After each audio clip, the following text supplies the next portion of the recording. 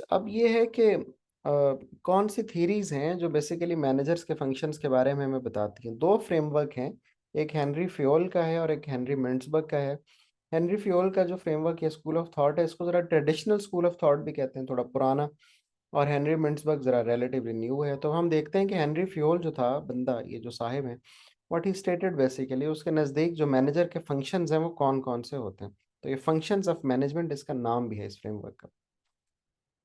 अच्छा, Henry Fayol के ख्याल में 5 फंक्शंस हैं किसी भी मैनेजर के, that start with the planning and setting of objectives, जो हमेशा शुरू होते हैं ऑब्जेक्टिव सेट करने से। सबसे पहला काम किसी भी मैनेजर का ही होता है, वो ये डिसाइड करे कि ऑर्गेनाइजेशन ने इन द शॉर्ट रन और लॉन्ग रन क्या करना है, और उसके लिए ज़ाहिर प्लानिंग करनी होती है।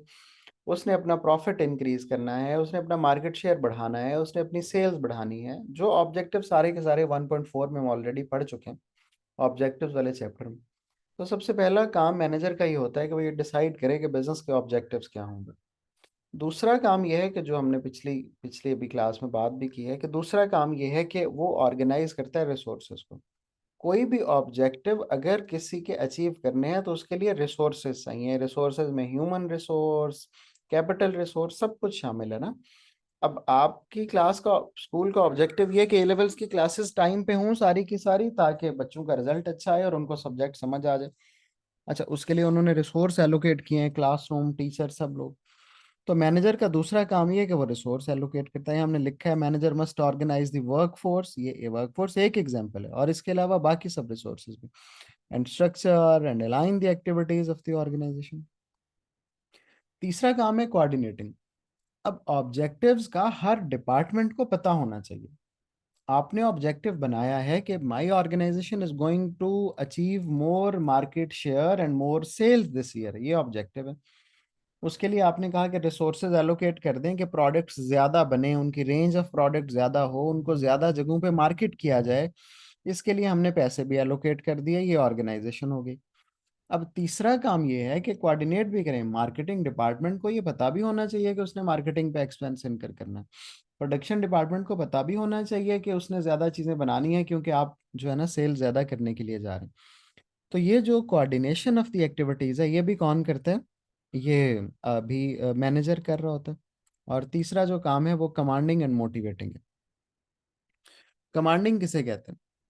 अब लोगों को काम करना ज़रूरी नहीं है कि हमेशा आता हो। तो सबसे पहले तो आप उन्हें सिखाते हैं, उन्हें बताते हैं कि हाउ टू डू वर्क।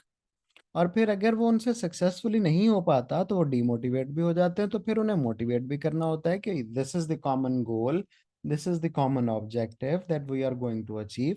तो हमें इस पे एफर्ट करनी है, हमें इस पे काम करना है, ताकि हम इसको ज़्यादा अच्छे तरीके से अचीव कर सकें। तो गाइड भी करते हैं लोगों को how to do a task, और फिर उन्हें मोटिवेट भी करते हैं इफ दे फेल, या वो सक्सेसफुली नहीं कर पा रहे होते। And the fifth and the last function, according to Henry Fayol, is controlling and measuring the performance.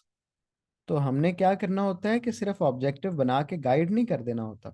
हमने कुछ मंथ के बाद, कुछ डेज के बाद, we have to see whether the objective has been achieved और नॉट। तो हमने परफॉर्मेंस को मैयर करना होता है। हमने ये ऑब्जेक्टिव सेट किया कि हमारी सेल्स जो है वो एक साल में 12 मिलियन बढ़ेंगे। अगर साल में 12 मिलियन बढ़नी है तो इसका मतलब 6 महीने में 6 मिलियन या उससे ज्यादा बढ़नी चाहिए थी ना, आधी तो बढ़नी चाहिए थी। तो फिर हम 6 महीने बाद, 3 महीने बाद, 4 महीने बाद, 2 महीने बाद, महीने बाद उसको मैयर भी करते रहेंगे whether the sales are increasing और नॉट। तो मैयर करेंगे, और अगर इफ वी रियलाइज कि सेल्स आर नॉट इंक्रीजिंग तो फिर हम करेक्टिव एक्शंस भी लेंगे। हम कहेंगे अच्छा सेल्स नहीं बढ़ रही तो इसका मतलब है मार्केटिंग डिपार्टमेंट अच्छा काम नहीं कर रहा, नई मार्केटिंग टीम लाएं। अच्छा सेल्स नहीं बढ़ रही तो इसका मतलब एडवर्टीजमेंट पे एक्सपेंसेस इंक्रीज करने की जरूरत है। तो हमने जो ऑब्जेक्टिव बनाए होते हैं उनकी परफॉर्मेंस को मैयर भी करते हैं, और फिर उसको कंट्रोल भी करने की कोशिश करते हैं, यानी बेहतर करने की।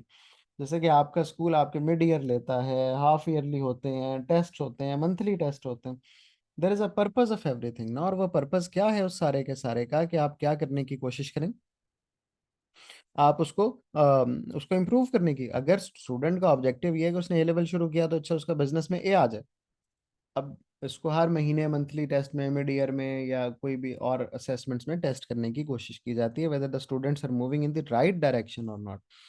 और अगर वो नहीं कर रहे तो फिर स्टूडेंट्स क्या करते हैं, पास पेपर ज़्यादा करते हैं, क्लासेस लेते हैं, ट्यूशंस लेते हैं, एटसेट्रा एटसेट्रा, ताकि उनकी परफॉर्मेंस इंप्रूव हो सके।